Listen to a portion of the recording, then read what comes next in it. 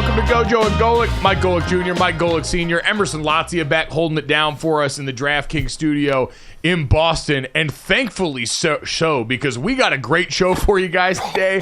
As always, make sure you download, subscribe, rate, review, leave us a 5-star rating, and check us out live Monday through Friday, 8 to 10 a.m. Eastern, here on the DraftKingsNetwork.com, the YouTube channel, Samsung TV Plus, Roku, and more. We're going to have an interview with Clay Matthews, the younger, in the second hour of this show, reflecting on some of the things heading into this NFL playoff weekend. But Laura Rutledge, host of NFL Live on ESPN, host of SEC Nation in college football, going to join us here in about 10 minutes, Dad, because everything keeps happening right now. When we booked Laura Rutledge to come on with us, it was to talk about the retirement of Nick Saban that was announced last night. The greatest college football coach of all time, the author of the Alabama Crimson Tide Death Star run through college football and all of its history. And then this morning we wake up to the news that Bill Belichick, the head coach of the New England Patriots, will now be the former head coach of the New England Patriots. Announced just this morning, the two expected to part ways after 24 seasons in Foxborough that saw him win 17 AFC East titles, 9 Super Bowl appearances, and 6 Super Bowl wins. So, Dad, in the last 24-ish hours, we have had these two retirements. Oh, by the way, Pete Carroll now retiring, moving to a different role inside the Seahawks building.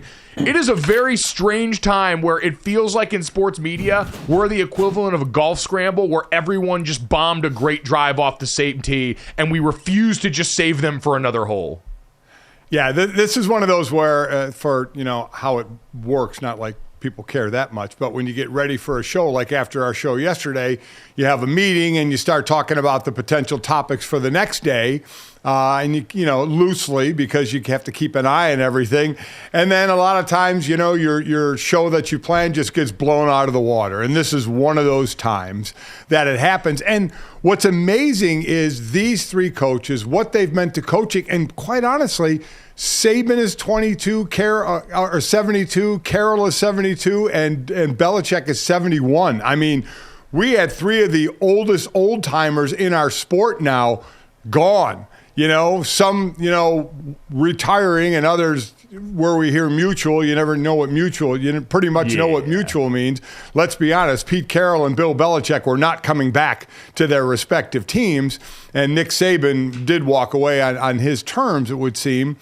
This is just amazing. I mean, we had Pete in the whole press conference yesterday. Then there's Nick and what's going on with him. But then you wake up in the morning and all of a sudden, Bill Belichick and Robert Kraft are going to throw roses at one another at the presser. I'm sure even if Bill's there, hopefully. And hopefully we'll get more out of Bill than we normally get at a press conference. But it's time to look at their accolades and what they're going to do. Now, we all think Bill is going to coach again. We'll get into Pete Carroll, who they said there might be a place in the front office for him, but he may want to coach more. But I would say Saban is going to be done.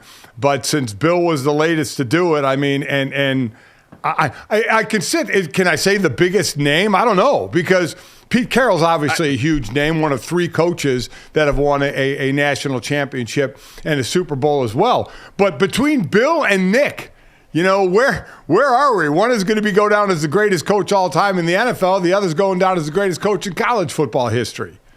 Yeah, I mean, I think you give the edge to Bill just because the NFL is overall a bigger product and a bigger deal than anything else in North American sports. And so dominating that for the time that he did probably takes the cake. But Dad, they're twin flames aligned and have been. Nick Saban worked for Bill Belichick and the Cleveland Browns back in the day. They've been two guys that have always been intertwined. There was that stretch for a while where every other year you would have an Alabama championship one year, and then you would know the next year was a Belichick championship coming with the New England Patriots. They're obviously two people whose philosophies, football-wise, have both always aligned. When you get those two together talking ball, it's almost always a show. And they've both had a dramatic impact on the landscape of their sport, both in terms of the way they went about their business. Bill Belichick in the NFL operating his team within a time in free agency that was not supposed to allow what happened for their team to happen. Tom Brady goes a long way in that. We know the funny money situation with him always taking less and allowing them to go out there and operate a bit differently than most people. But he did that at the NFL level for as long as he did, working through multiple iterations of that team that was defensive led, that in 07 had the best offense we've ever seen. Late in Tom Brady's career changed up there. And then Nick Saban did it in college football, where you had all these changes going from the BCS to the CFP, the change in offense that he was a part of going back in 2012. So both of them were innovators, survivors. They were the ultimate and resourceful. It was really two careers that were almost mirrors of each other on each level. Yeah, it really was. And I mean, you would think guys like this, at the end, it happens for everybody. And guys like this, you always wonder, do they get to walk away on their own terms? And we're talking about 3 here. And as we said, we believe 2 haven't walked away on their own terms. And Bill Belichick, remember, is 15 wins away from Don Shula as the winningest coach of all time. And I do believe that Bill wants to get those 16 wins to break that tie, or 15 to break that, or whatever it is. So that's an interesting part to me, especially with him and Pete being 72 and 71. If they do want to coach, and I do believe Bill does, where do they fit now in the modern world of coaching, right? There's going to be options out there, and Jim Harbaugh may still be an option, quite honestly. We don't know that. So I'm really not sure where it's going to go when you get the choice of a younger retread, an offense or a defensive coordinator, or an old-timer like Bill Belichick. Man, it is... You're right. The ripple effects of all of these decisions now in the larger coaching landscape are going to be fascinating in that regard. I guess before we start to turn the page on that, Dad, you mentioned walking away on their own terms and who gets to do that. I will say, of the dismount, if we're grading for all 3 of these people, Nick Saban wins that one going away, right? You look at the Patriots that have been a steady decay over the last couple of seasons since Tom Brady left town there. Pete Carroll's team, missing the postseason this year, but making it last year with Geno Smith and the resurgent year that was, probably qualifies in second place. Nick Saban, as we argued, could have been one of the worst seasons in his tenure this year. Still beat Georgia to win the SEC championship, and even if we think it was stolen valor and Florida State should have been in the college football playoff, he was still in the CFP and played the eventual national champion better than the other team that played them in the national champion. So it is, I think that round goes to Nick Saban in terms of finishing on his own terms and deciding he was done. Yeah, I'm with you. It is a situation where, and again, the platitudes will be thrown out there. I'll be interested in what Nick goes on to do, right? Is he going to, he kept talking about spending more time with his grandkids and things like that. We know the toll of coaching that goes on.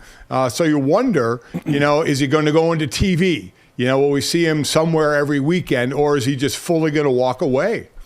Oh, he's going to be great on TV, man. He's been awesome I think on game day. The stuff that we've seen from him with Game Day, and with Pat McAfee on the weekly hits now, I think this is a guy that ultimately is going to keep finding his way either in front of the microphone or around college football in some capacity. I saw someone out there campaigning for the Bill Belichick, Nick Saban podcast, which would be both gruff in tone but rich in content. I mean, it's hard, and I think with Bill Belichick, we had started to sort of contextualize some of what had gone on with the potential end of his career. We felt like this was coming for a while, and give everyone with the Patriots organization, Robert Kraft and Bill Belichick, credit. It seemed like they handled the end of this with care in the last few days. This was never going to be a story that was news dumped on Monday and just left to go out there with the rest of a lot of the coaching firing news. There was always a little bit more respect. The Kraft family seemed to want to take the time to go through this process, give the chance for Bill Belichick to clear some space here, obviously, especially with the news that was coming out yesterday. I shudder to think that Bill and Nick weren't at least in some way aware of what might happen with the other. They're texting each other on the side. 1,000%. Do you think they text? I don't know if those guys text. I bet there is a sick-ass text chain between some of these coaches. Absolutely. And Saban's like, yo, listen, I'm doing some interviews this morning, but I'm going to tell my team I'm retiring this afternoon. Bill's like, okay, cool. I'll let you have the spotlight for a little bit. I'll go ahead and I'll do my business tomorrow then, and then I'll see you on Palm Beach this weekend. That is the one thing I would love to have a fly on the wall or be another patron in the bar when Bill and Nick get together for the first time after this. Because you saw in the Pete Carroll realm of it last night, and I was interested, Russell Wilson posted the picture. All of the guys, a lot of the Legion of Boom era Seahawks got together to have a dinner for Pete Carroll the other night. Russell Wilson posted the picture of it, but you saw what looked like Bobby Wagner in there. I think Richard Sherman was there, and Russell Wilson was also in that group. And obviously there had been a fair amount of friction among those parties before, but had all gotten together again with a chance to celebrate there. What felt like on pretty short notice for Pete Carroll. I don't know what that would look like because, again, the eras for all these guys, to Dad's point about age, span such a large swath of time. I saw the 33rd team was trying to put together the list of the all-time Nick Saban Alabama team through all of this, and it's a pretty difficult process because there were so many great players for Nick Saban. We'll get to the insane resume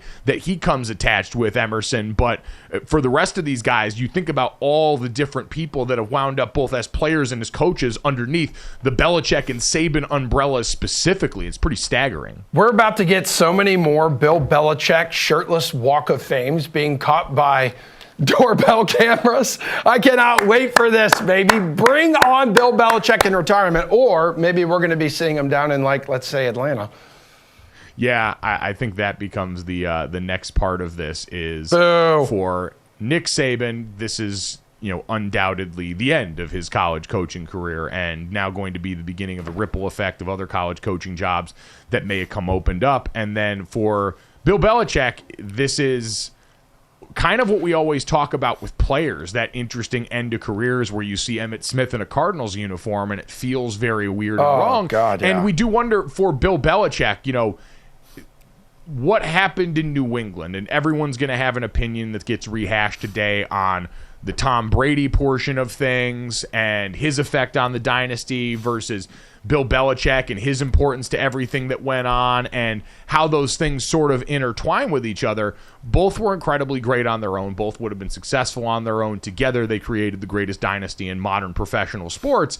And now for Bill Belichick on the other side, the difficulty is going to be, and we talked about this a bit yesterday with Chris Long, is how this goes when you try and implement that kind of routine or that kind of rule in a spot that's not used to that as that background. So we got plenty of that to get to. Our good buddy Laura Rutledge, host of NFL Live and SEC Nation for the intents and purposes of this conversation, kind enough to join us this morning. And Laura, we wanted to have you on to talk about Nick Saban, but with the Belichick news this morning, obviously you do such a great job on NFL Live. We had all felt like this was coming for a while, but how shocking is it to still see this spelled out now?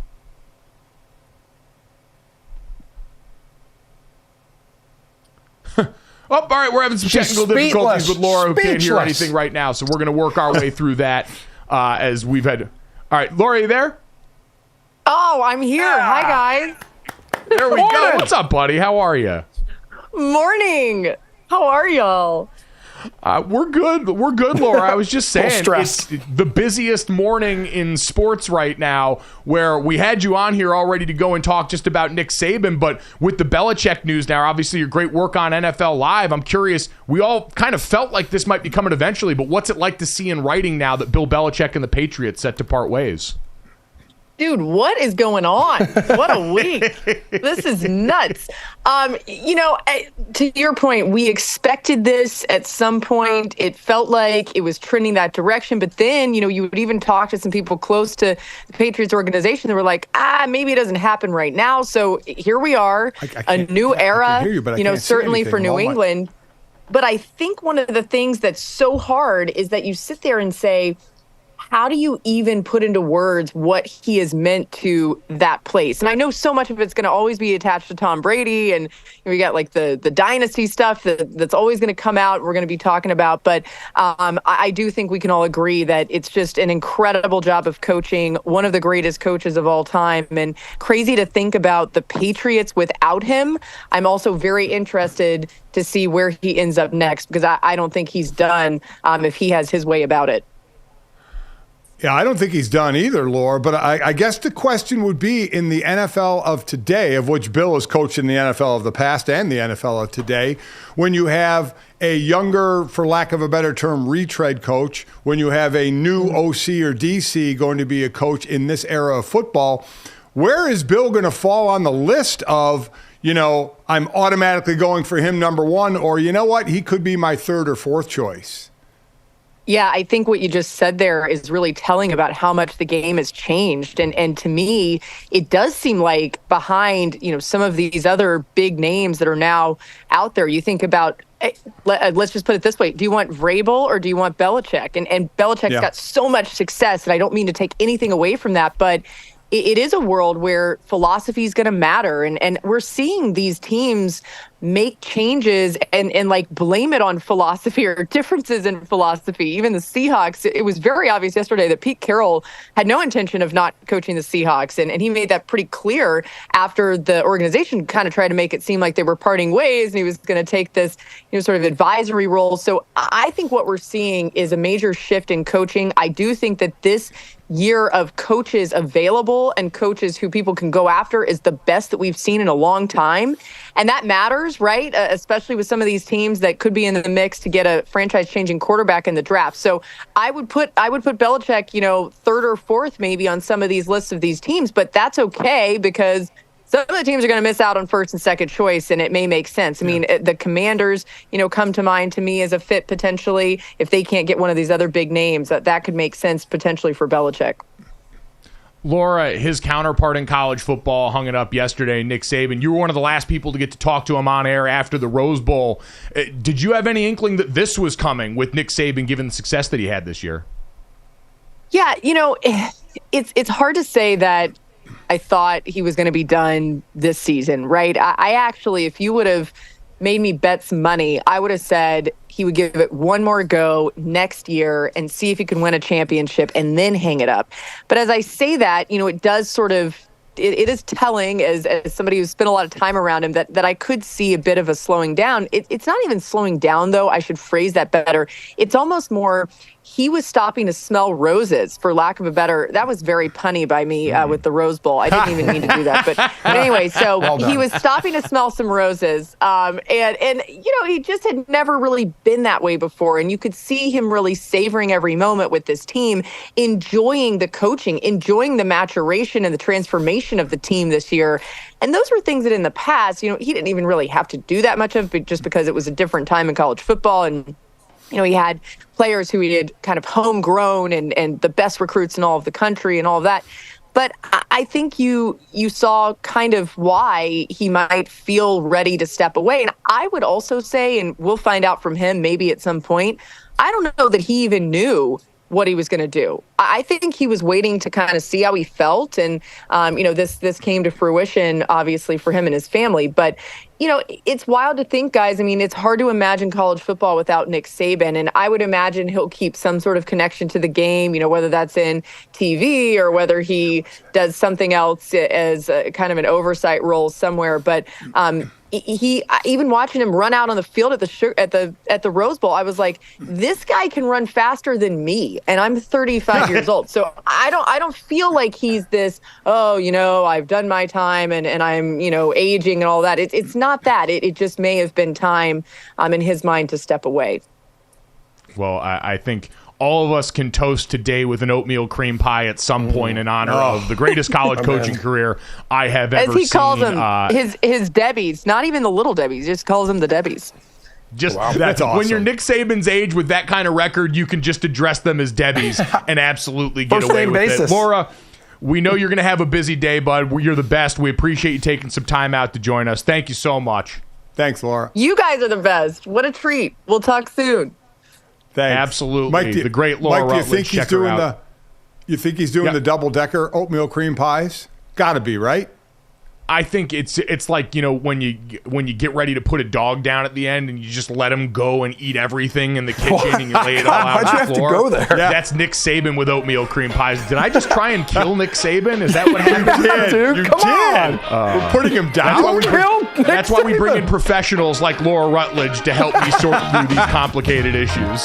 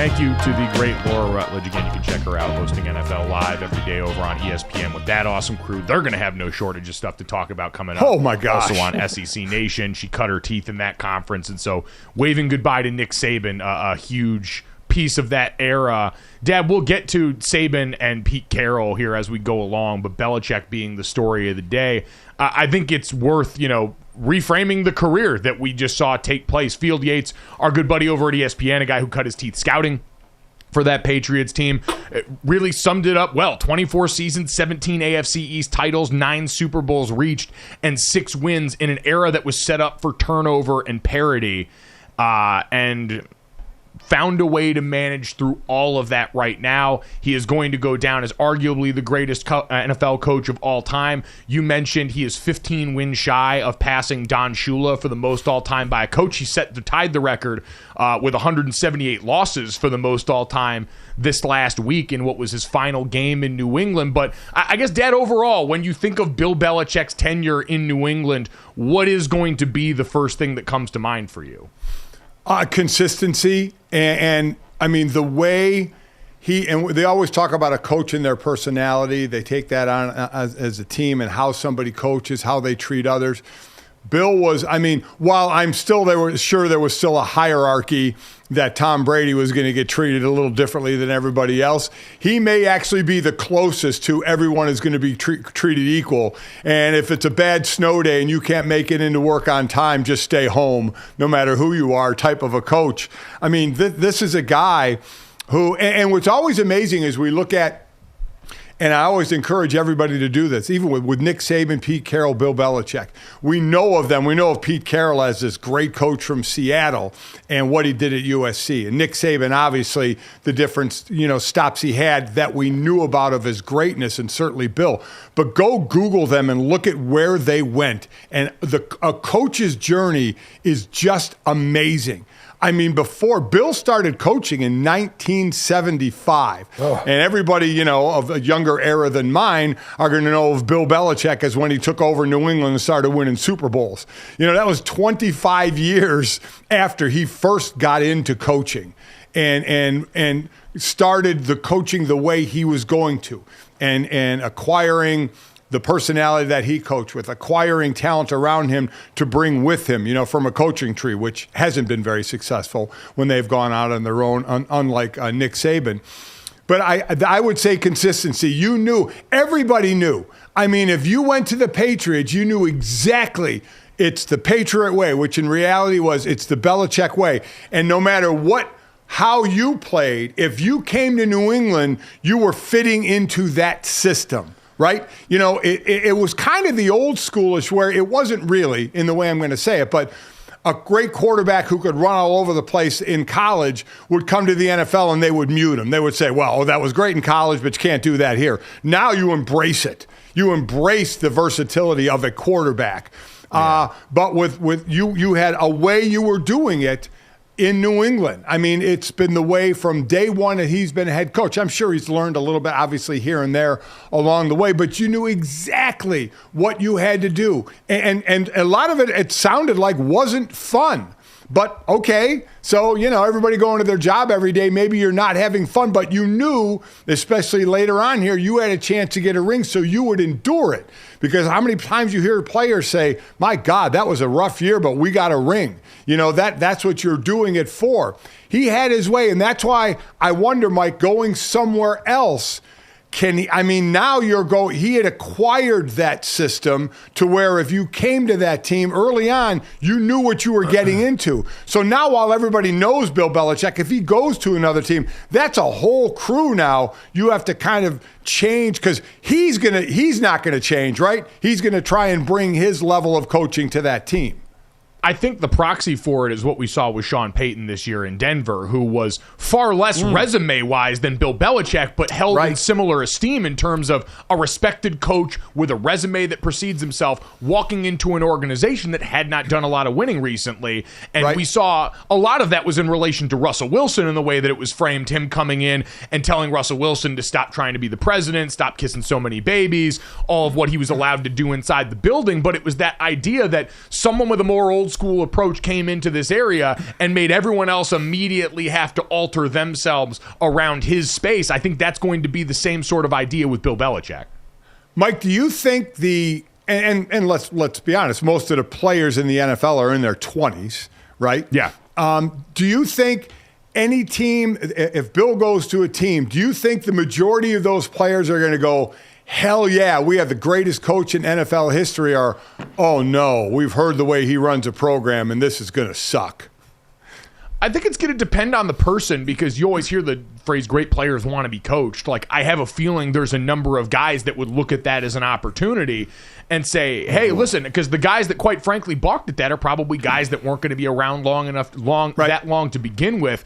I understand it is going to be difficult. Like your point about what we heard about players that would go through that weren't just, born and grown in that organization, right? Guys that would come in, the aging veterans that used to always latch on to the back of those championship rosters. It sounded like hell. And there was that method to the madness. It was almost the assembly line approach, where everyone was siphoned down to their duties. You knew it was expected of you every day in terms of your role on that team, the do your job stuff. But it was almost made purposely miserable to do and be able to replicate those kind of results again in the period that we were in. Like, we talked about this relative to Lane Johnson and the Eagles when they won in 2017, said, I'd rather win 1 this way than 3 their way in New England, because that team was the underdogs. They were fun. They were full of personality, and you saw that work. And then, Dad, they went through a massive overhaul and had to work really hard to get back to that same stage. Did Philadelphia. Doing that consistently and figuring out how that's possible to replicate that over and over again sort of requires a level of monotony and a level of consistency that is unfun at times, because that's the only way you can get things to happen that frequently. That's exactly right. It's exactly right. So I'm with you. Players that don't want to be coached this way are probably aren't going to be there anyway. I would agree with you. It will be interesting to see him impart his coaching style on a team he hasn't been with for a couple of decades. I always like, since he's, like I said, 71, I'm 61, 10 years behind him. I always like to see when the older coaches where our paths have crossed. And they crossed a lot. He was the DC with the Giants most of my years in Philly. So now, while he was the DC and I was on defense, so it's not like, he was game planning for my side of the ball, of which then I could ask him, how did you game plan me, of which he would have chuckled. But then also when he was a head coach in Cleveland, when I was in Miami in 93, and we went to Cleveland, he was the head coach of Cleveland. I know, by the way, Nick Saban was the D coordinator then in Cleveland. So both across both those paths for that particular year. It's something, and I'm really interested in where he ends up, and I'm really interested in how that's all accepted there and what he does. Because I think the first thing, I would imagine, if you agree or not, the first thing he's going to have to accept, and he said he was willing to do it if he stayed in New England, is he's not going to be the GM. Now, while he'll, I'm sure, have strong input because it's Bill Belichick, and how do you not listen to him, he is not going to be the GM as well. And I know they had a GM in New England, but we know the power that Bill had. I guess I'll say it this way. He's not going to have the power that he had in New England, I don't think. I wonder if that's going to be the case. Like, yes, he said that he was willing to kind of cede that power in New England as a means to stay at the place that clearly was starting to not want him as much. I wonder if you walk into a building like the Falcons that's been perennial losers, that's on the other side of one of the most famous modern football memes in the 28-3 meme that involves Bill Belichick, like all of that coming to complete that full circle. But you wonder if walking into a building of lesser pedigree, Dad, if Bill Belichick's going to immediately snap back into, all right, well, I'm Bill Belichick and you're not. You need me way more than I need you. So if I want absolute power over the final 53, you're going to give me absolute power over the final 53. I think that would be ill-advised at this juncture, but I do wonder if that's on the table. He's also said that for years here, guys, in New England. He said that for years, end of season press conferences. Listen, I'll potentially give up my GM duties if that's what's best for the team. And never did. And never did, exactly. I'm going to say the right things, but actions speak louder than words. They do indeed. We will look ahead at potential replacements for Bill in New England. But coming up next, let's look at his counterpart in college football and see if we can wrap our arms around Saban's career.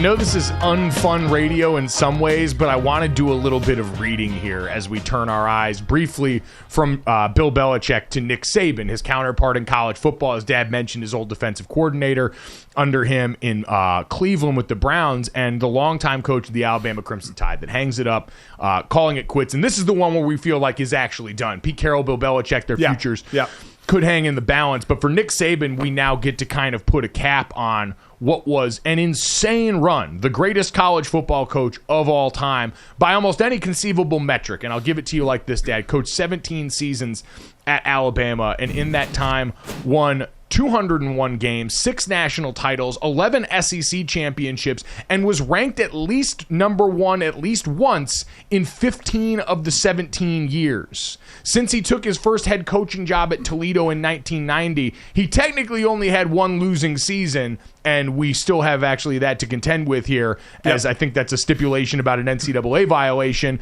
At LSU, where he won his first national championship, they hadn't won a title since 1958 before he did so in 2003. At Alabama, he coached all 4 of their Heisman Trophy winners at that school. According to 24/7 Sports, they signed the number 1 recruiting class with Nick Saban from 2011 to 2017, then again in 2019, then again in 2021, and then again in this last year in 2023. He holds the record for most first-round picks with 44 by any coach at a single school. Dad, any way you slice it, this is the greatest to ever do it. Yeah, it really is. And, you know, that gap between Bear Bryant and Nick, because Bear Bryant won 6 titles, and then they won the 1 title between that, I think, in 92 before Nick went on his run. And you're right, from Toledo, coaching Toledo in 90 to the end, and I'm going to say never had a losing season. It will go down as 1 losing season. His first year at Bama, he was listed as 2-6, but he was actually 7-6 in play on the field. But the NCAA ruled that Alabama must vacate 21 victories due to sanctions stemming from a textbook infraction. Again, stupid NCAA jumping in on this. He was 7-6 on the field there, so he has never had a losing season. He had 2 500 seasons. The rest were all winning seasons. It's crazy. And again, remember the journey. You know, we all think of Nick Saban, you know, tried in the NFL, but LSU a title, and then obviously Bama. Dude started as a GA in 73 at Kent State, his alma mater, where he played DB. Went from there to Syracuse, West Virginia, Ohio State, Navy, Michigan State. Then he was with the Oilers for a couple of years. Right after I left, Mike, I almost was on a team where he was on the staff. I was left there in 87. He got there in 88 as a DB coach, then took over Toledo in 1990. And that started head coaching career, even though he was a Browns DC in between there as well. So the resume is ridiculous. Well, the coaching tree is ridiculous as well. So what he has accumulated, I'm really interested to see what he does next. And in there, he also had the failed stint in the NFL, the very brief foray for the Miami Dolphins, and the what could have been had Drew Brees and that injury situation surrounding his shoulder gone a little bit differently with the medical evals there. So there's a whole lot of strange history surrounding Nick Saban prior to his time really getting to LSU and then everything that transpired there. But you're right, Dad. And we asked what you think of when you think of Bill Belichick. For Nick Saban, it's consistency, but for me, it's always going to be adaptation. When you look at Nick Saban, who won, like Bill Belichick was in the NFL, and it makes sense since they coach together, an architect of some of the most innovative defensive schemes in college football, someone who has really been the standard bearer that has birthed so much of what we've seen that now lives under the hood with Kirby Smart and the Georgia team. That's one of the dominant forces in the sport, but adjusting to what we saw also offensively. You know, the teams that I went up against with Alabama, you know, the 2009 championship team that started with McElroy and Mark Ingram, the 11 and 12 back-to-back were the boa constrictor teams. They were ground and pound on offense and a defense that was going to suffocate you. The 2011 Alabama defense, by some metric, the best of the 21st century. And then once 2012 hit and we heard him very publicly ask, is this what we want the game to be, as pace and space started to take over, it was the one of many times where Nick Saban basically warned us, I'm going to beat you all to death with this if you don't feel like changing the rules. And then he turned around and went on this run with nothing but first-round quarterbacks going through Alabama once Lane Kiffin got there and they decided to turn offense into the flavor of the Crimson Tide. Yeah, I love that part of it. And a real quick correction, when I say no losing seasons, I meant college. He had the one with Miami. Yeah. So overall, so in the pros, 2 years in Miami, 9-7 and 6-10. So when I say no losing seasons, I meant college. But you're right. I mean, this guy did not want college football to start moving at a fast pace. Not at all. He wanted to be able to substitute his guys, and all of a sudden the team's out there, the other team's running plays. He's getting nailed for penalties, going, what the hell is going on? Do we want this? And when something was going to happen that even Nick Saban couldn't control, when that train left the station where we were going to go to fast-paced offense, you're right. He said, okay, I'm going to kick your ass in it then. If this is where we're going to go, I can adapt. So truly, and when you coach long enough, and you could say that about Belichick and Pete Carroll, think about where they all started and where they all ended up in both the college and NFL, how much their league has changed. You know, whether it's college or NFL, and how they had to adapt and continue to be successful while doing it. When we start churning out, we start changing, we start churning to the younger coaches, the Sean McVay tree, where if you shook hands with him, you were going to be a head coach. You were getting head coaching jobs being the OC there, and you didn't even call plays because McVay called the plays. You know, going down that cycle, and these three just kept going and going and going and going until Nick finally calls it quits. So that to me is one of the more impressive things, is winning over different eras of your game. He adjusted to changes in the sports structure with the BCS giving way to the college football playoff, appearing in 8 of the 10 college football playoffs that we had. And Dad adjusted to the changes. And you're right, the players, and as players got younger and the mentalities changed, he adjusted the changes in recruiting. He had adjusted to name, image, and likeness and the collective issues that had gone on recently here. There's a lot of people that look at that and wonder how much those changes in the sport, the sheer volume of them, had to do with Nick Saban looking at this juncture, because clearly he could still coach ball, and deciding to get out now. And I think there's certainly a part of that. It's also he's 72 years old and might just want to go and eat oatmeal cream pies with Miss Terry, his wife, who we heard about for so many years. But Dad, I think it's also interesting to just think about the effect that he had on other coaches. The amount of coaches where, because he became the standard in sport, everyone was trying to figure out how to beat Nick Saban, both naturally, but especially in the Southeastern Conference, where he was the reason that otherwise successful coaches like Mark Richt, like Les Miles, were fired despite what would have been stellar resumes by any other standard, and then was also the place that would house and rehab coaches when they had failed at prior stops or gone through some sort of scandal. It was Nick Saban's home for wayward boys that churned out this list of the people that are all technically a part of the Nick Saban coaching tree. Jimbo Fisher, Kirby Smart, Lane Kiffin, Will Muschamp, Jeremy Pruitt, Mark D'Antoni, Derek Dooley, Jim McElwain, Steve Sarkisian, Mel Tucker, Billy Napier, Mario Cristobal, Kurt Signetti, Charles Huff, Mike Loxley, Adam Gase, Pat Shermer, and Brian Dable, among others. I mean, It's amazing. And successful ones, unlike, as we talked about, Bill's assistant coaches outside of Bill O'Brien, have been not only not successful, they've been downright horrible, where Nick's guys have been great. So, and you're right, when he brings them in, whenever a coach gets fired somewhere else, a named coach is like, oh, well, he'll be an analyst with Saban soon, and then back on the coaching tree. But also the players, because I heard Greg McElroy say this, our old teammate from ESPN. He said outside of his father, nobody had as much influence on his life than Nick Saban. Because you have to remember, in college, pros are pros. You're getting professional athletes, you're getting grown men. College, you're getting 17, 18 to 22-year-olds who are still kind of being molded. And everybody remember back when you were a teenager and what a jerk that you were, or thought you knew it all. Well, I mean, think about all these, at least two of them, Bill and Nick. That's tough love. That's tough love, and that's tough coaching. And you were held, and this is what I love, even this day and age, you were held accountable. It was on you. Nick Saban's motivational speeches are fantastic, and basically they all come down to look in the mirror and do the damn job. Yep, when you hear former players like Greg McElroy, I saw Jonathan Allen from the Washington Commanders talk about it the other day, how difficult it was. He said, everybody thinks they want to play at Bama, and then you get there and you realize what's asked of you and the standard that is set there and the process it's going to take.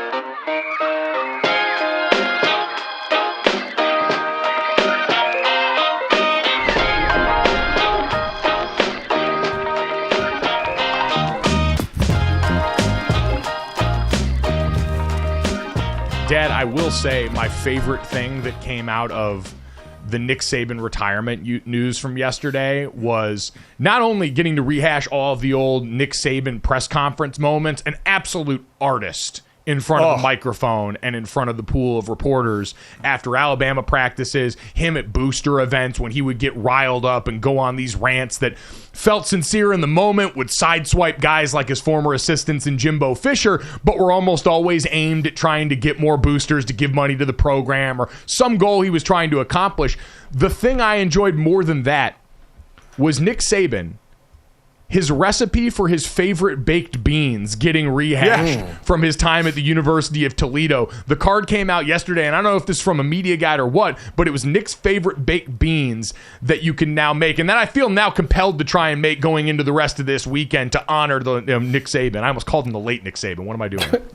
Let's not. You already tried to put him down before, So let's not do that. He's got a lot of time to spend with the grandkids right now. Then that's the one thing. College coaching, you can last so much longer at times than in the NFL, where the turnover, I think, is quicker. So you start to really get to know. I like when you start to get the story of some of the coaches off the field and some of those types of things instead of just what we see every week of a hard nose. You see Nick Saban mic'd up at practice, or at game, and you see him just yelling. And you're like, my God, how do you want to play for that? Well, you want to win titles and go to the NFL, then you learn to play with that. But it's always good to see the other side of somebody like that. I do think he's a funny just right if we're going to Goldilocks and the Three Bears this, where you've got Pete Carroll, who's the ultimate fun-loving youth, overwhelming positivity. You've got Bill Belichick, who is stone cold. You're never going to get anything out of him. And I always felt like Nick Saban was a little bit more in the middle, because while he'd be dog cussing you, every once in a while you get that wry smile where you knew he kind of knew what he was doing and the strings that he was kind of pulling. And we heard later in his career from players talking about Nick Saban was a huge fan of D's nuts jokes. Like, he seemed to have a little more of that he would let out than his contemporary in Bill. And we say this about every head coach. Every head coach, when they do a presser, they're on their agenda. They're going to answer the questions the way they want to get their message to, whether it's the fan base, the players, the media, whatever. Nick, I think, was the best at this. Nick was so, it didn't matter the question. He may give you at times a 2-word answer on that particular question and then go to the topic he wanted to talk about, all with that Coca-Cola bottle sitting on the podium for them. So he was one of the best at, and a lot of times when you hear him, when you see clips of him doing a motivational speech, it's all a lot of common sense thing, but every now and then you hear it and you go, yeah. You know what? Sometimes you need to hear that again, but I love listening to him talk because maybe because I'm 61, a lot closer to his age than you are, but it's so much accountability for yourself that, and you always have to be that way, but it was more like that years ago, where there was way more look in the mirror, pull the thumb, don't point the finger, and it was put on you. And he did that. Belichick did that without question. But the way Nick did that and the way he would express it, just made sense. Instead of saying, oh, God, what a hard-ass coach that is, you're like, you know what? He's right. He's right in what he's saying. If I'm to achieve what I want to achieve, this is how I have to go about the steps I have to do to achieve it.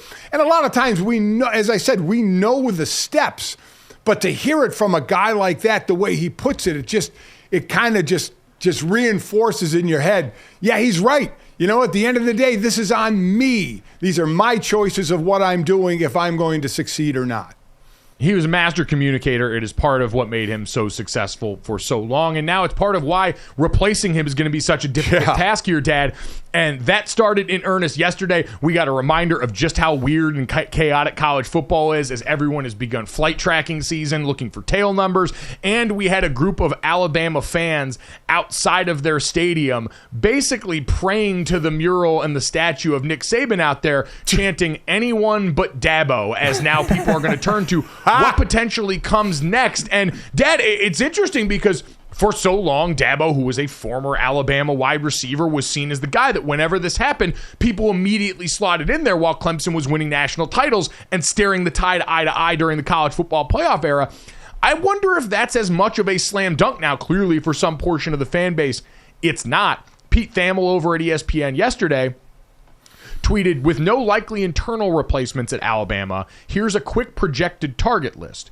Dan Lanning, head coach at Oregon, Kalen DeBoer, head coach at Washington, Dabo Swinney, head coach at Clemson, James Franklin, Penn State, Mike Norvell, Florida State, and Marcus Freeman from Notre Dame all come with complications and big buyouts as it's difficult to move entrenched coaches. Dad, while some of this is going to be agents doing the right thing by their client, making sure they're mentioned in here so they can leverage this for massive extensions, which we've watched the likes of James Franklin do in the past, it is interesting when I think of the names that if I was Alabama, I'd be targeting. Dan Lanning's at the top of the list. It's been the one that's most widely reported. He was a GA under Saban, part of that 2015 team that's got the real famous photo of all the former coaches that have gone on to great success, but cut his teeth in the SEC, has built an SEC-like program at Oregon with the resources they've got there. So it feels like he'd be number one on the list. I would say Sark after that at Texas. It might be difficult to pry him away from all those resources. And then Lane Kiffin's always the wild card that feels like he might never be too far from this. Yeah, well, that was the one to me. You were mentioning all these names, and this is the first now you said, I would think it would have been, they'd go hard after Lane Kiffin, right? I would think that would now, what were they? Ole Miss was 11-2 last year, sitting there in the SEC. And if nothing else, I bet Lane Kiffin gets a bump in salary because of this, right? I mean, you're right. All these guys are going to be mentioned. Their agents are going to have a ball with this now, saying, "Hey, my guy's hearing some words out of Alabama." More of the 10-year contracts that you love, Dad, on deck. Yes, yeah. But if you had your choice, everybody you just mentioned, would you take Dan Lanning over Lane Kiffin?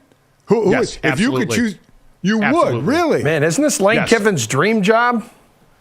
I think so. I think it's, obviously Lane Kiffin and Nick Saban had a lot of friction at the end of Lane's time there with the way the dismount went, the personalities in there, and certainly what Lane affords you offensively, but there's also the wild card Lane factor. There's a lot that comes with bringing Lane Kiffin, even if we do think he's matured some over the course of his career to get to this point. I wouldn't be surprised if it happened. He knows his way around the building. He's familiar with how to operate in this conference, how to operate in this side of the SEC.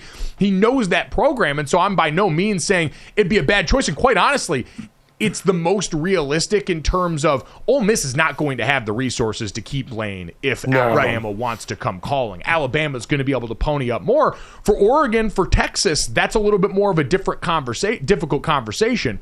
The one thing I have thought is funny is everyone brings up, and understandably, you're the guy after the guy. Unenviable position. And I saw Ben Solak tweet this yesterday, and I think he's right about this. Coaches are insane. All of them think that they are capable of moving mountains. All of these guys have the egos and the belief in themselves, where I don't think that's nearly as daunting in terms of what they see as a golden opportunity at a place that's still right now. Now, we'll see. We've already seen some decommitment, some guys hinting at the portal, how much of that attrition happens if they're not able to get this announcement soon. But the table's set in a very good way for a coach that wants to come in with the belief that these guys usually have. I also think it's crazy to even talk the cost of these buyouts, because like Alabama boosters and administrators give two craps about that. They're going to get the guy that they want. Yeah. 100%. Well, I mean, listen, we saw in Texas A&M, it's not even the school paying it. They have alum that are going to pay it. That's what all these schools have. But talk about that would rip the hearts out of Texas if Sark went. Texas is finally back. Can you imagine if they lost their coach? I would, if it were me, I would go after Lane Kiffin.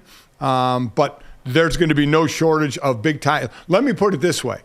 The odds of it being a new first-time coach OCDC around the country who's a hot name, I think are pretty low. I think I would be somewhat surprised. Yeah, this is going to go to a big-time coach that probably, I'm sure, had ties at Alabama. And I think you've mentioned all the big-time names. And by the way, you can't wait too long. You can't wait too long because the process just keeps rolling along.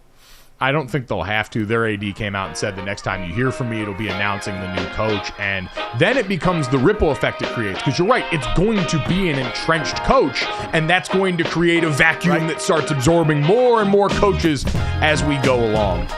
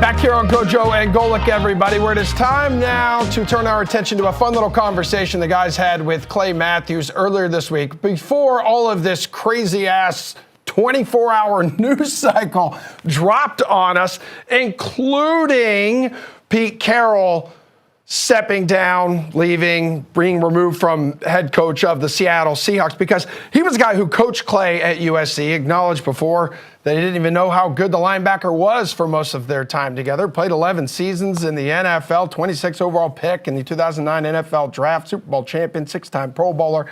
Gentlemen, take it away.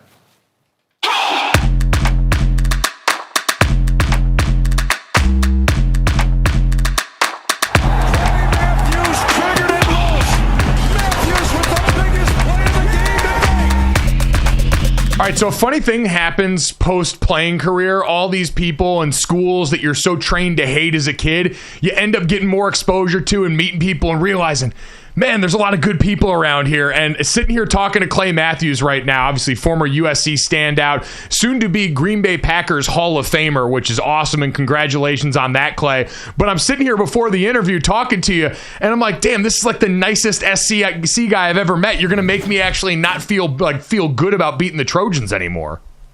I feel like I can't say a whole lot this year, especially after the drubbing the Irish put on SC. I think that was their first loss of the season after starting out 6-0, and then they kind of broke the dam. And so I think that's partially why I'm being extra nice to you here. There we go. You know what? I appreciate that. I appreciate the tree in the background, too. You've come correct here. A beautiful looking tree. I got to ask, real or fake? It's always an important holiday season question. That is a real tree. I'm not sure what type of fir it is, but it's very expensive. And my wife does all the decorating. She doesn't let me do anything. And I asked her, I said, are we going to take this down? She says she's going to ride this Christmas holiday season all the way until hopefully the end of January. So by that time, the needles will probably be falling off and creating a mess. But yeah, we're just gonna let this thing ride, see where it goes. So she's on setup duty. She gets it, and then you, I'd imagine, just get to clean up the needles then. Yeah, absolutely. I got the Dyson vacuum going all the time. I'm actually on watering duty too. I didn't miss a day this year, so I'm feeling good as stay-at-home dad / tree waterer. There you go. Hey, listen, we all have our part to play on the team. You've obviously played yours historically very well at a number of different spots, so no surprise that you've been great as a tree waterer. And Kara, you've also been great, if people have been paying attention this year, to the weekly DraftKings Challenge DoorDash and Clay Matthews series. And now we've got a shot at the playoff bracket that is also brought to you by DoorDash, where you can enter your bracket for a chance to win $30,000 in cash prizes. So, Clay, I'd imagine that's been a nice, fun side project for you here in between bouts of watering the tree. Yeah, it has been. While I was playing, I got into fantasy a little bit. And then afterwards, I kind of took some time away with the kids. And so this was an opportunity to get back in it and kind of reset the lineup each and every week. So, and the fact that we were competing against others from all over made it that much more enjoyable. But I'd like to think I confided in my agency and knowing I had insider information, and a lot of times when you have insider information, you make wise decisions, but I still think I was middle of the pack, and all this expertise and knowledge that I've garnered over the years was for nothing. But I had a good time, and ultimately, isn't that what matters? Amen. As long as you had fun, the journey was absolutely worth it. Everyone else can check out the journey and enter at DraftKings.com/DoorDash playoffs to get in on it and see if you can take down Clay. And while you say the experience is for naught there, I'd have to imagine it's pretty valuable in other spots. We're getting ready to start the NFL playoffs this upcoming week. Obviously, you're familiar with that. You were part of a Super Bowl run here. And I'm curious for you now, as you've reflected on that, I'm sure, over the years, and watch other teams getting ready to embark on this. What do you look for as like the most important ingredient in a team that can actually make that kind of run to a Super Bowl? Yeah, I think it's the team that's the hottest at that point. I mean, you look at, how the Eagles started off the year and how they're just kind of, they're not looking good going into the playoffs. Whereas you look at the Rams and the Packers and those teams that just every game for the last however many weeks has been a playoff do or die mentality. And I can speak on my Super Bowl experience in 2010. We barely made it in. I think we had to win the last two games to be the 6th seed, and we were just the hottest team at that time. maybe not the best, but we went and, won all 4 games and, brought home a Lombardi. So I look at, the hottest teams and the teams that just have the most momentum. And to me, well, there's a few, though. I mean, like I said, I just mentioned the Rams and the Packers, but also Baltimore is just on fire. San Fran, has all the momentum. So I'm excited about this playoffs, especially with all the storylines as well that we're seeing. I want to get into some of your former teams, but you mentioned the Ravens in there as well. They've been an historically great defense for a lot of this season. As someone that was a part of a lot of really impressive defensive units, what stands out most about that side of the ball for them? I think they've taken on this mentality of, this hard, tough, kind of punch him in the mouth defense. And they're flying around and kind of representing what we had seen of the Baltimore Ravens of the Suggs era, Ray Lewis, Haloti Ngata, those guys who just kind of set the tone from the get-go. And I think that's what you're seeing. And then to compound that with what Lamar is doing on the offensive side and all the explosive power they have over there, it just makes a recipe for having the season in which they did. It's been a really impressive run by them. You mentioned your old team in the Green Bay Packers, one of the teams making it to the dance here and doing it with yet another quarterback under center now for the first time in a while. Jordan Love takes over this season. You know the pedigree of that organization at quarterback better than anybody here. How surprised are you that they've managed to do this again? I'm actually really surprised. Naturally, having played with Aaron Rodgers for 10 years, when they move on from somebody, there's that human element where, you're a little upset. And, with Jordan coming in and trying to follow the success in which that not only Aaron had, but Brett before him, trying to fill the shoes of those two legends. And early in the season, they were struggling. But there was a point last night in the game, I think Jordan had thrown a touchdown, and I rewound it and showed my wife, who couldn't have cared less. He threw it off one foot. Just like it was fun to watch. As a fan of the game now, as I take a step back, I really do think that everything that was said about Jordan, prior to the year and the ability that he possesses is starting to be on full display. And you see it with the throws he's making and the connection he has with a lot of his young receivers. So, I would look for this thing to continue to get better, not only this year in the run they could possibly make, but, for the foreseeable future. You said stepping back as a fan now and watching. Is there anything you found yourself honing in on more now that there's a little bit more space between your playing career and you watching now? Something that maybe you noticed that you didn't think about as much when you were playing? I think towards the latter part of my career, especially really my last year when I played in LA, I had just became such a student of the game and knew all the little nuances. And, when the quarterback breaks the pocket, you can, knock the receiver down, or if he goes out of bounds, he can't be the first one, so you can let him go. So now as I watch it, I almost feel like an armchair quarterback sitting at home. But I like to talk shop. My dad was out here for Thanksgiving, and obviously with his background in the NFL, it's fun to kind of share those stories and watch these guys on TV now and kind of share what I had seen, how the game's evolving and changing, and just enjoying the game from a different perspective now with a lot less anxiety and stress, that's for sure. So you mentioned the holidays. Obviously, your family pedigree, well known by everyone involved. A lot of football in the Matthews house. What's the biggest complaint you get from your dad when he watches the game now? Like, I sit with my dad, and every time a roughing the passer call happens, I think he's going to explode and throw his iPad through the wall. What's it for your dad when you guys are hanging out watching ball? I think it's those nuances that I was just discussing. It's just, I watched a play yesterday, and now I sound like that old crusty vet where the cornerback shot inside the receiver when he's supposed to hold outside leverage so his 10 other players can make the tackle, and he jumps inside. So it's stuff like that drives us nuts, where guys are kind of taking the liberty to do what they want. and not following within the confines of the defense. So I would say it's those little things. It's how defenses work together, specifically defenses in this case, and how all 11 must be on the same page. And then obviously he harps on tackling because every old guy loves to talk about how they can't tackle, but they never want to look back at how many missed tackles they had. But yeah, tackling as well. Is that the thing he gave you the most grief about when you were playing and he got a chance to watch and nitpick?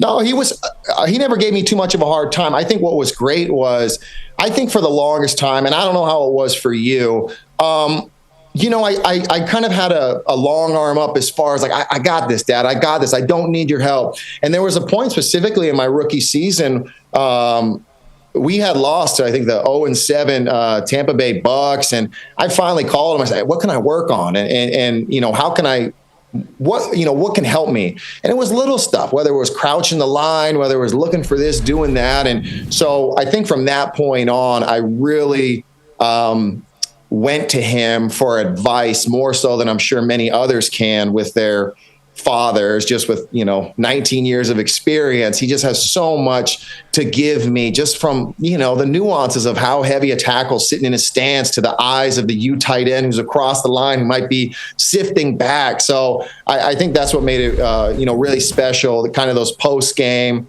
or pre-game when he flew out to Green Bay to kind of let him know the defenses that were going to be called, the position I was going to be in, and what we were going to try and accomplish, that I'm sure most other parents would have just gone straight over their head. I can definitely feel you on having that arm out for a long time. It was called high school, and I was I'm not proud looking back now at how often I was like, I got this to a guy that played 9 years in the NFL, but we're all young for a while, and we all learn eventually. And like you said, it gets you some pretty cool moments. I want to get to your old coaches. You obviously spent a lot of time with Mike McCarthy in Green Bay, who's with the Dallas Cowboys now, and then finished up your last year with the Los Angeles Rams. So as both of those teams get set to go, obviously different positions, but what stands out to you about each one of those coaches and why their teams tend to be so successful? Sure. I mean, just from my year with McVay, I got there, I think I was 33 years old, and I'm coming from Mike McCarthy, who is from Pittsburgh. So that goes without saying as far as, how he operates being a head coach and how practices run and how he wants the pads popping and everything. And then I go to McVay, and within the first practice, I go, I get it. And we had guys, not only myself, but, Aaron Donald, Todd Gurley, Brandon Cooks, Aqib Talib, Marcus Peters, big personalities that he is able to be on the same page with you, but still demand your best. So it's when you're around him, and not only his knowledge of the game, but the way he's able to be on the same level of his players, it's obvious why they've had so much success. And then going back to the 10 years in which I spent with Mike, he just gets it. He's just a coach that, understands the grind of the season and what it takes to be a successful team. He's always had a prolific offense. He's had obviously great quarterbacks, and that continues with Dak. And you see that with their offense and the numbers they're able to generate. Obviously a defense that's playing really well. So it doesn't surprise me for both. And I don't know if you're going to get on the topic, but it's going to be fun this weekend to watch the Packers go into, Dallas and who am I really rooting for here? I can say, how does that feel watching your old team, who, like we said at the beginning of this, you're going to be a member of the 2024 Packers Hall of Fame class there. Congratulations. It's incredibly well-deserved. I'm sure you got a gold jacket not too far down the road here as well. But going up against the guy that you did go to battle with for 10 years, who are you rooting for? Yeah, I actually thought about this, at the end of the game, last night, Sunday Night Football game, they were announcing, what teams are playing who. And I thought, man, and I hope the Packers fans don't take this the wrong way, it would be really cool to see Mike, get a victory. And he takes a lot of criticism, especially for the few losses they've had in the playoffs. And, seeing how his time ended in Green Bay, where he wasn't able to finish out the 2018 season, I'm sure this one would feel good for him. And I don't think anybody who was a part of any of Mike's teams wouldn't be happy for him. Now, that being said, obviously with my 10 years in Green Bay, and now my kids are becoming, the biggest Packers fans, I feel like it's only natural that I'm like, all right, well, it's go Pack go around these parts. So I'm pulling for the Packers, but like I said, if the Cowboys win, I'd be very happy for Mike. There we go. It's a very diplomatic answer. I don't feel like Packers fans can get too mad at you for that one. So way to thread the needle. Thanks. It's impressive. Clay, before we let you go, I do want to get you out on this. I kind of joked with you about the college aspect coming on here, but I know a lot of guys that went to Southern Cal, a lot of guys that play there, the pride that there is in that program, the alumni base there. And so for you, what is your temperature on the program right now, especially with the way the defense has looked the last couple of years, as a guy that was part of some units that quite honestly kicked our ass pretty badly when I was in South Bend? It's frustrating, to say the least, because I said this last year. I don't go on social media and, kind of voice my concerns and that, but within, those who care about my opinion of the game, they had arguably the best offense in college football last year and this year. And their defense is, one of the worst. And, Caleb is just a truly special talent. To watch him and what he was able to do, he made it fun. And they were, averaging 50, what it seemed like 50 points a game. I'm sure it was less, but I mean, every game they were in it. So I know they had fired the defensive coordinator. I think they hired the former UCLA D coordinator, moving to the Big Ten. And then I'm already forgetting the guy's name. I shouldn't, though. But after his, the Holiday Bowl performance, where he threw 5-6 touchdowns or something. Miller Moss. Yeah, Miller Moss. They might be in good hands for the foreseeable future. So, I'm hopeful that better times are around. But I tell you what, the last 2 years were real fun to watch, especially in light of, kind of the mediocrity that had ensued after the kind of the Pete Carroll era. So I'm excited to, I'm always excited when the college football season starts and, those rivalries. But now I guess I gotta get geared up, as we talked about, SC versus Rutgers or Penn State versus SC. I mean,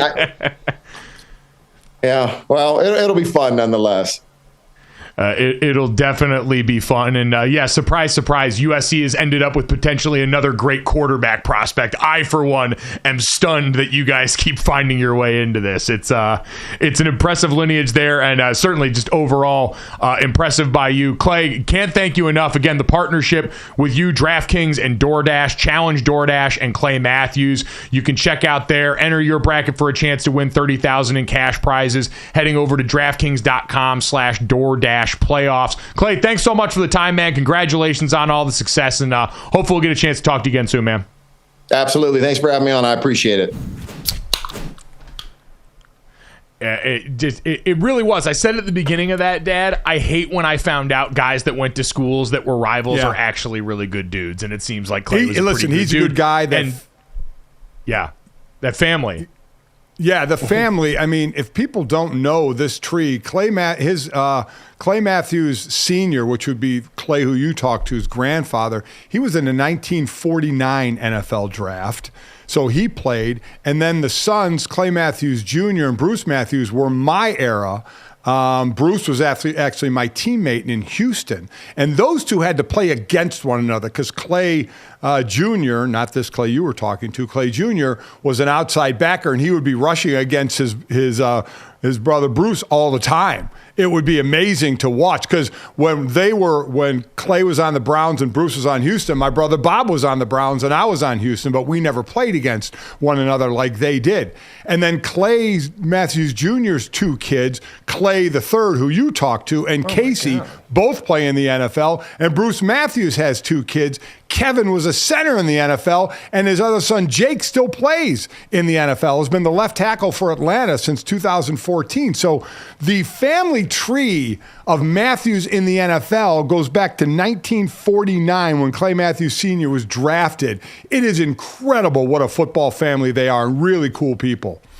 Yeah, I know people love to make jokes about us and our family and what Thanksgiving or holidays must be like. Like, Imagine what that's like. Oh. Like God forbid the disagreement turned physical in the Matthews household during a holiday season. Now, I don't know if they do damage to a Thanksgiving table the same way that we would. I feel like we're a little bit built different in that. But if you asked us all to go out and play touch football, we would be in absolute hell. Oh, sack lunch. Nom, nom, nom, nom. Num, num, num, num, num.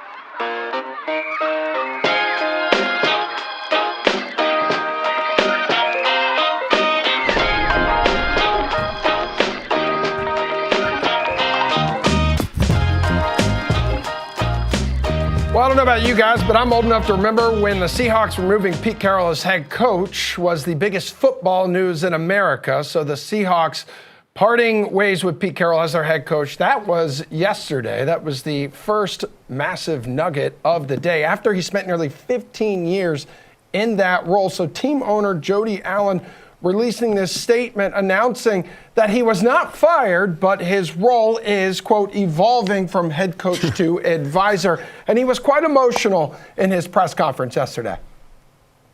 It's been an honor and a thrill to be part of this program. And I've loved every minute of it. And you've watched me love it in particular.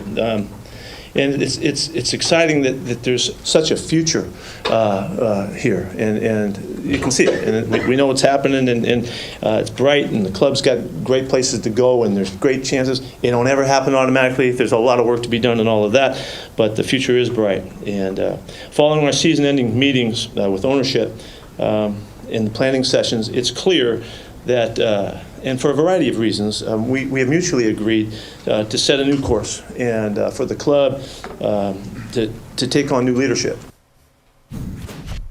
All right, GoJo, how long does he last as an advisor? Because if you listen to that whole presser, that dude did not sound like someone who was done coaching. No, and we had heard him really at the end of the season before all these meetings indicate as such that he didn't feel like he was done with Seattle. His every indication was he wanted to be back next year. And, Dad, it seems like Jody Allen and the folks that are in charge of this team had other plans in that. The interesting part for me is it seems like a guy that clearly does still have a desire to coach, and we focus so much in New England on the potential rift that could form depending on how this is handled in the dismount. Pete Carroll even being open to some sort of advisory role in the front office at least indicates to me that while the decision may not have been one that he was necessarily excited about, the relationship clearly still seems to be good enough to where he'd even entertain that. Yeah, and because clearly he this was not his choice. I don't think there's any doubt about that. And remember, he is also kind of an executive. Since 2010, he's been vice president of football operations. And now already on his Wikipedia page, it says 224 to present advisor. So they got him down as the advisor role until whether he continues with that or coaches he did say in that else. regard he would not be working with GM John Snyder or anyone involved to find his replacement. So he's at least going to recuse himself from that for all the obvious reasons. This is a guy, all we hear about him, we talk about Nick Saban and Bill Belichick, and sometimes we put the word stodgy to them, like really gruff, tough coaches. And Pete Carroll is like the antithesis of that, always smiling, running around, throwing passes. I forgot the player that we had on from Seattle. Jordan Brooks, their linebacker. Right. Who talked about how he has more energy than we do. It's just amazing. He fits right in even with the younger guys. So this is someone who, and also I hope he doesn't stop coaching just for the fact that when you see coaches who have coached for a long time stop, how it can affect them. So if he still wants to, I hope he does. And it continues to bring the question of, if he wants to keep coaching, and if Bill Belichick wants to keep coaching, you have two 70-year-olds in this era of the NFL that probably want to still coach. We know one does for sure. Where do they fit now? They still fit. Listen, now it's been a few rough years for Bill, obviously. And with Pete, so really surprising last year with what Geno Smith did this year. He's still kind of right there. So I just, and we talked about this earlier with Bill, Mike, where do these guys fit in the pecking order of today's game, where right now there are 8 openings. And we always talk about 4 to 7 every year. There's 8 right now. So there's obviously going to be new first-time head coaches, OCs or DCs around. There's going to be retreads around as well, like a Vrabel or if Jim Harbaugh comes back into the NFL again. But where do these guys fit? Where would ownership of those teams put those guys to say, yeah, because if you're looking for a head coach, that means your team needs to be turned around a bit, some more than others. And where does a 70-something-year-old head coach fit into that? Yeah, you worry about longevity, and that's why I think it knocks Bill down because his style's also a little more abrasive. For Pete, I think the marriage of Pete and modern players is a much easier fit in terms of his style. It's always been relentless positivity. That is the way that Pete Carroll's won for his entire career. And we all tried to insinuate that Pete was cooked at the end of the marriage between him and Russell Wilson years ago when the conversation on Sports Talk was, if you're going to pick and keep one, who would it be? And I was one of those people on the wrong side of history saying you keep the quarterback and not the coach because it seemed like the game had passed Pete by, and then he responds by helping resurrect Geno Smith's career and making that team a contender again. So I still think he'd have gas in the tank, and because of his style, because of how young he seems for a man his age, despite being the oldest coach, he might have an even bigger market potentially than a guy like Bill Belichick, even with all the success. I'd probably still say Bill slots over him just because of the all-time weight of his resume, but Pete wouldn't be far behind. And let's also remember, Pete's one of 3, right? One of 3 college head coaches that have won a national championship and then a Super Bowl in the NFL, because we have seen college coach after college coach fail, and a lot of times fail miserably when they get to the NFL. But it's Pete Carroll, USC, and then obviously the Super Bowl in Seattle. There's Jimmy Johnson, the title at Miami at the U, and then obviously with the Cowboys a couple times. And then the third is Barry Switzer, which doesn't get a lot of play at times. Barry Switzer won at Oklahoma, and then one with what everybody will continue to say, a Jimmy Johnson stacked roster with the Dallas Cowboys. So Barry sometimes isn't put up as highly as a Pete Carroll or a Jimmy Johnson, but those are the only three. So it's difficult to come from college to pro, and at times Pete Carroll may be the verb, of if we talk about Jim Harbaugh. If Jim Harbaugh left Michigan to go back to the NFL, people will say, well, he Pete Carrolled it. Trouble is coming possibly to Michigan with investigations like it was happening at USC, and then Pete ends up, in the NFL at Seattle. Which, it should be noted, given all the scandal and impropriety that goes on in college, the scandal that was coming at SC was because Reggie Bush had a sick house and car ridiculous. At a time now that would have been normal in the current landscape of football. Right. Dad, it's funny with all this news coming down. We got to Pete last because he was the first of these that happened. He's the one I'm most romantic about. Like Bill Belichick for people my age, Nick Saban for people my age, they were cold markers of time. And we said Nick was a little warmer in some ways, but they were the unwavering, unrelenting standard across their level of the sport for so long.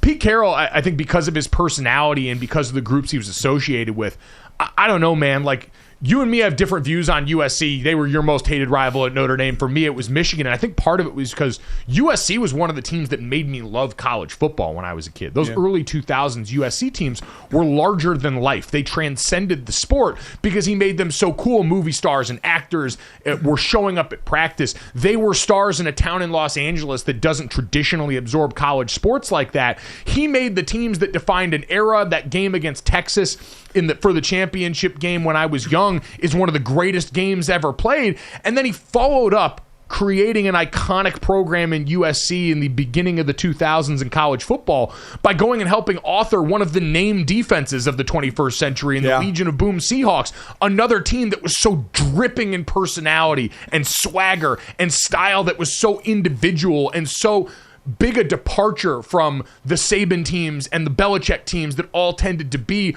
a little bit more nondescript, a little bit more nameless gray faces in their personality. Pete had such a flavor and flair that he left such an indelible mark and almost feels like more gravity in that loss in some ways because of it. Dude, and Dan Pete Quinn embraced the...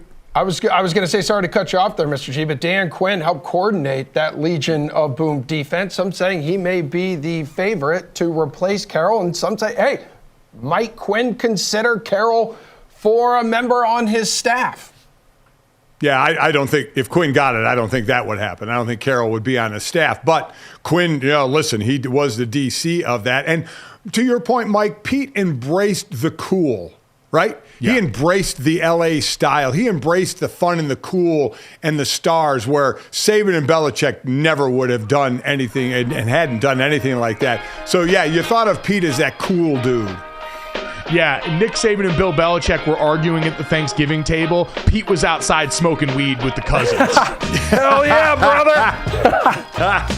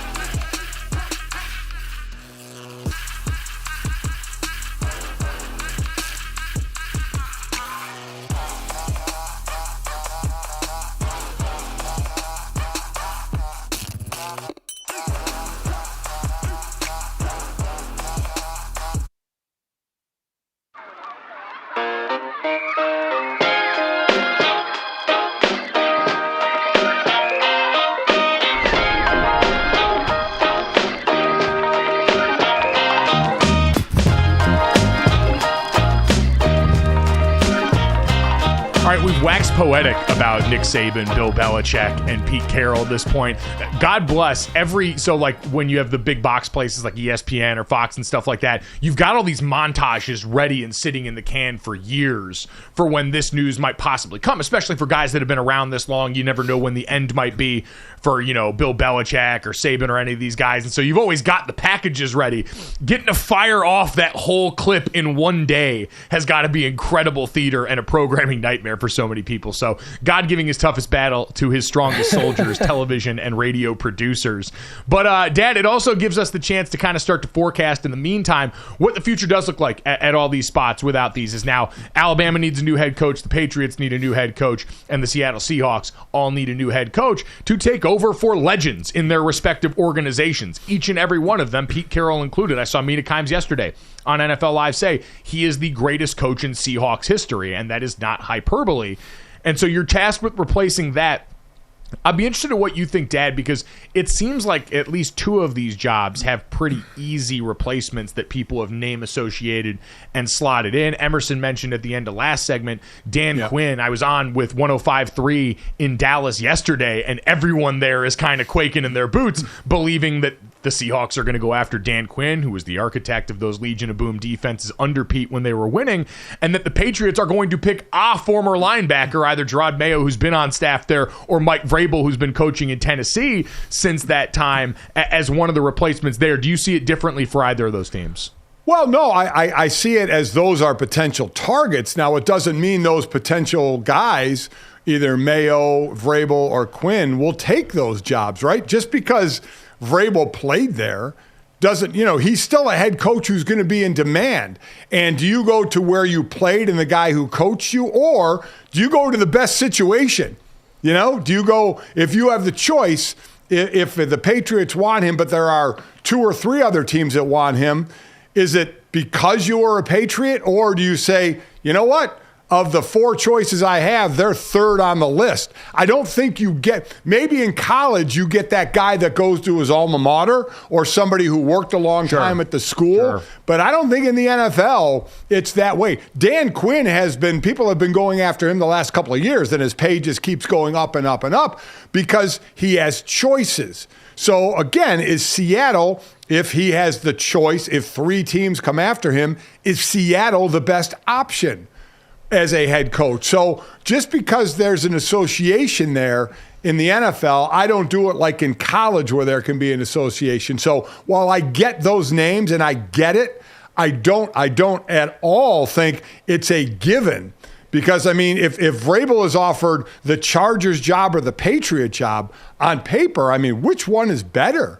Which one is better right now? It's the Chargers, I think, because of the number one reason the Patriots do not have a quarterback. Now, they have a side of the ball that Vrabel's used to on the defense that's doing well, and that's what he would have to fix with the Chargers, but he has an offense, but he's a defensive guy, and he could help fix that defense like Brandon Staley couldn't do. So I don't make an assumption that because he spent his career there and was drafted by Belichick, that it's automatic if New England offers him the job, he'd take it. I think familiarity is a factor in this, though, and that can be good or bad, right? He can have the familiarity with the Patriots organization that would say to Mike Vrabel, hey, I know going in there, I know where everything is. I know how this operates. I know what makes this organization tick. And so I feel like I can do a good job. Or I know the things that'll be restrictive and reasons why this job wouldn't necessarily be the one that I wanted to latch onto. Because we do all pencil the Chargers in at the top for the Justin Herbert of it all. But as our friend Mina Kimes also once said, that job is like a haunted house where it looks great, but everyone that goes in it seems to get chewed up and spit out with great rosters, hamstrung by injury, and then ultimately led to an early demise. So there is that factor in all of it. And you're right, looking at the rest of the roster and the opportunity, like Dan Quinn's another interesting one. Part of the reason he has stayed on in Dallas is because he's been waiting for the absolute right opportunity. Because, man, if you're Dan Quinn, you can go out and look pretty good every year when you've got Micah Parsons and Trevon Diggs and all these great defensive pieces that you're dealing with the Dallas Cowboys. You know, going back to Seattle at this point, it's been a total role reversal. I mean, the back half of Pete Carroll's career, really, once they decided to side with Russell Wilson over a lot of the Legion of Boom guys in a way that that caused a lot of friction. The team's identity tried to flip, and it didn't necessarily work out great there. Now the Seahawks have been trying to rebuild defense really for the last however many years.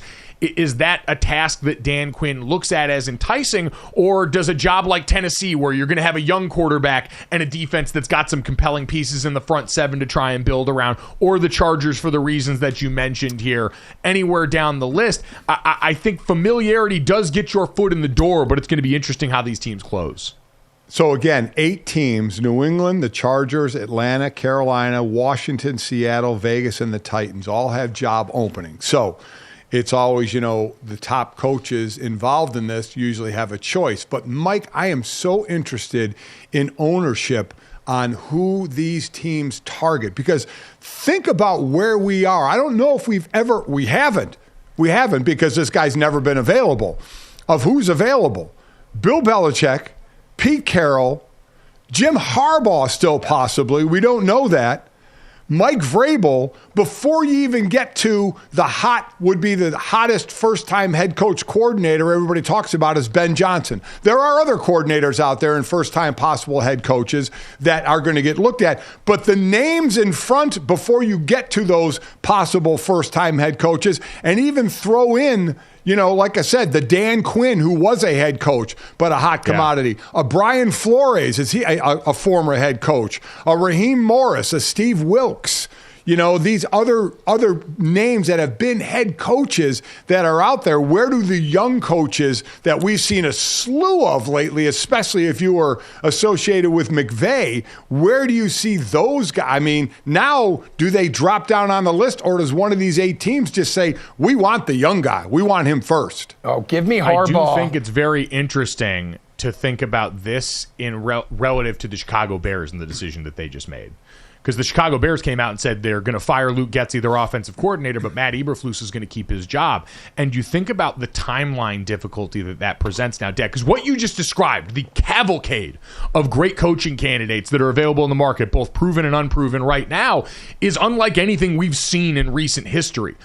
Much like the way we talk about the quarterbacks at the top of this draft, where you've got a real opportunity with the guys at the top in Drake May and Caleb Williams. And so I go back, I've used the term opportunity cost with the Chicago Bears for a while now. And think about the timelines that are presented to them here, Dad.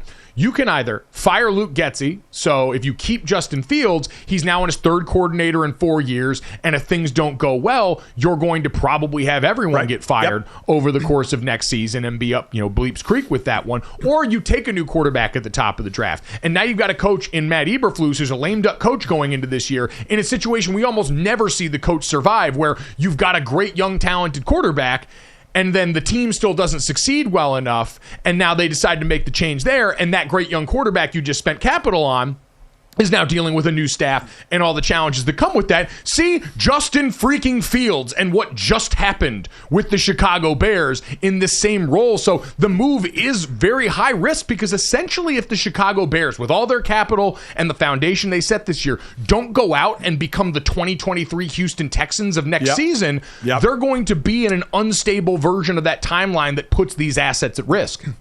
And that's fool's gold. That is fool's gold, because we all know that's the exception, what Houston did this year. It's not the rule.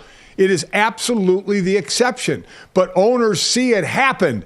This happened. So it should be able to happen with us, especially when we have the first pick like that and we get whoever we want if we're going to take the quarterback. So that's an unfortunate trap I think owners fall into, is because it happened here, it should happen to us. I think it's unfair to put that on a staff and on a GM, but that's just the reality of the game today. Hear me out. Harbaugh to Seattle.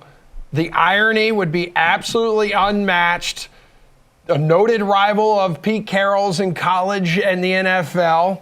He's thrived on the West Coast at both levels here, gets to play his old team twice a year, prove them wrong. Give it to me, baby. And would be escaping scandal at the college level for the safe, loving arms of the Seahawks, much the same way Pete Carroll did. It's going to be fascinating to watch the domino effect in one of the most important coaching change off seasons we've ever seen.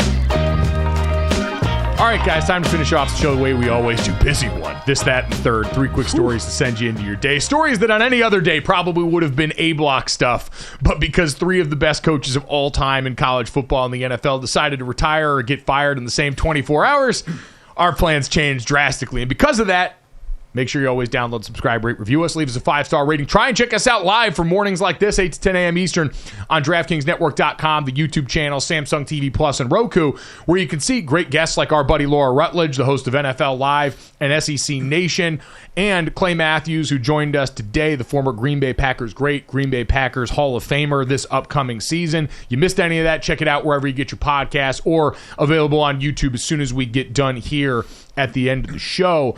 Dad, let's start off with this. The NFLPA now, for the second straight year, has released their All-Pro team, voted on by the players as opposed to the NFL All-Pro team, voted on by the media members.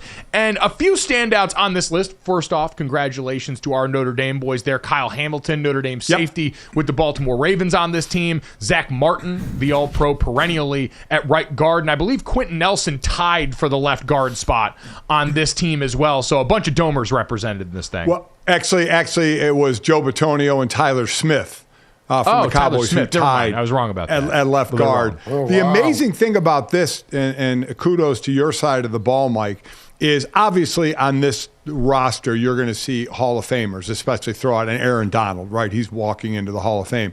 But you look on that offensive line, 4 of those 5 guys are are no-brainer Hall of Famers, right? Trent Williams, Jason Kelsey, Zach Martin, Lane Johnson. These are all guys who have been playing for a while, still making all-pro, not Pro Bowls, all-pro teams, and are all 4 going to walk into the Hall of Fame. I mean, it is unbelievable. And I know that's can be the hardest position to decide who gets these awards because there's no statistics to it, but it is voted on by players. And so when you get, defensive players know, when you're playing against these guys, who the best are. So that to me is probably the oldest group out there and damn well most impressive group. I think that's when too, is there's no statistics to decide it, but everyone still looks and goes, yeah, those are those are first ballot Hall of Famers, each and every one of them, some of the greatest to ever play their position. And so when you know that decidedly with a group that's that hard to define, it's damn impressive. Dad, no Micah Parsons on the defensive side of the football. How do we feel about that? Well, I mean, the edge guys were Myles Garrett and Max Crosby. I mean, that's the thing. I mean, what if they, who else what wasn't on there or is TJ Watt?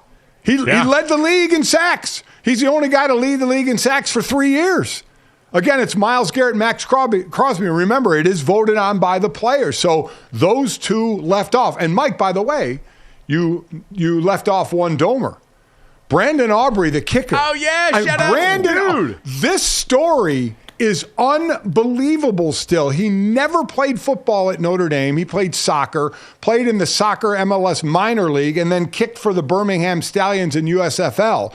And went on to make, his first 34 field goals? He missed 2 last week. Those were his first 2 misses of the season. One was blocked. He missed the other one. Dude came into the league like, this is hard. I mean, and just was a star. So kudos to him as the third Domer in this. But I just had to mention that quickly. But yeah, think about an all-pro team with TJ Watt and Micah Parsons left off of it. Antoine Winfield Jr. snubbed again, too, the way many felt he was in the Pro Bowl. Got to be feeling some type of way. His dad was tweeting through it, which I understand. So a great list of deserving players all around on that group, though. And I'm excited to see this every year because, like you said, the players, Lamar Jackson, for what it's worth, by the way, the quarterback that was voted on this all-pro team there, not saying it's predictive of the MVP, but I think we can all see the writing on the wall. Speaking of the writing on the wall, Emerson, let's get to that. We've talked so much about the coaching candidates in this hiring cycle. We've neglected one who either could be the incumbent to keep the job he's currently at or somewhere else in Antonio Pierce. Yeah, that's right, man. Players with the Raiders right now, they want Antonio Pierce to be hired as the full-time coach, but then you've got teams like the Titans that are requesting to interview him. So the Raiders going 5-4, right, after he took over. I feel like the Raiders have been in this position a few times over the past few years where the interim guy comes in, shines, players love him, and then ownership's like, no, we're going to go with someone else on the outside. So what would you do here, GoJo? Boy, I'm not.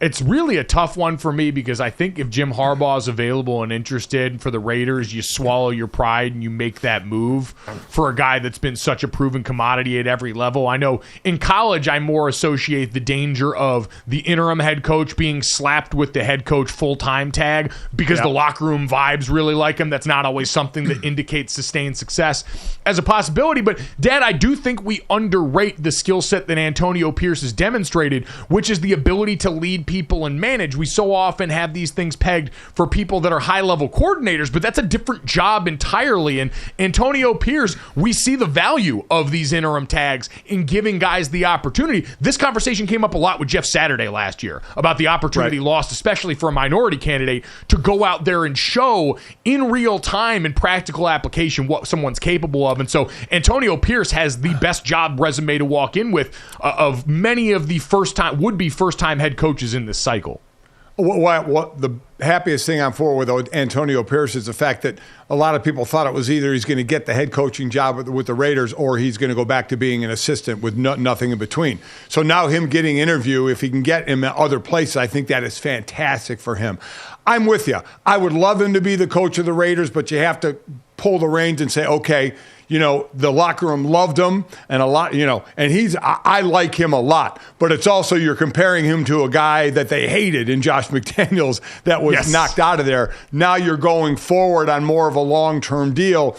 You have to stop and take a breath and say, is this where we want to go? I would love to see him be the head coach there. Like I said, I'm glad he's getting the interviews in other places. So we'll see where this ends up. A name real quick, Mike, I haven't heard with all the interviews going out there, and a guy that we've talked about before, Eric Bieniemy. Have not heard his name much in the circles here as he went over and finally got to call plays as an OC for Washington Commanders. They're looking for a new head coach, and he's a name I haven't heard a lot of. But back to Antonio Pierce real quickly, I would love to see him get the Raiders job. I think that'd be great. Yeah, he certainly has all of the vibe, and we've heard this echoed over and over, as someone who really understands what it means to be, the Raider as it's been thought of traditionally over the years. Emerson, let's get to the third. Yeah, baby. This is an interesting one for me. Go ahead and set this up. This is how we're going to end the show on a high note here this morning. A bowl game featuring two of the worst teams in college football, ? Yeah, it's exactly what one Southern California-based promoter wants to see happen next year. We're talking the irrelevant bowl, although sources, or reports rather, say there is no chance the NCAA would issue the necessary waiver allowing for a proposed irrelevant bowl. So right now that would involve this past year 2-10 Vanderbilt and 1-11 Akron. The tagline: no polls, no rankings, no controversy. So, Dad, as a card-carrying member of the Sickos Committee in college football, shout out, doing the Lord's work, the idea of appreciating the whole totality of the sport, even the games that other people might look sideways on, I can't get down with this. I mean, you're talking. I've been on bad teams before. The last thing you want to do is have to go and play another game after that kind of disappointment of a season. This is, I understand the intention, but in execution, I just don't think it works. I'll never forget when you were playing Little League football and your team stunk. They were bad. You lost every game. Every game. And you had a bye weekend. And the coaches, for some reason, felt, let's go scrimmage a team instead of giving everybody, including us parents, a break from the obliteration you guys felt. We went to do a scrimmage somewhere, I think, in Massachusetts. This is when we were in Connecticut. I don't know where we went, but we went to a team that kicked your butts worse than any team kicked your butts during the regular season. So you were bad. You went there and then got your butt kicked more. So I'm with you on this. You know what these two teams need to do? And went 2-10 and 1-11, end the season. Be done and go relax. Didn't they do the irrelevant bowl this year? Go enjoy winter break. Don't do this. We don't need to make this happen. Nobody's asking for this. Your scientists were so preoccupied with whether or not they could, they never stopped to ask if they should.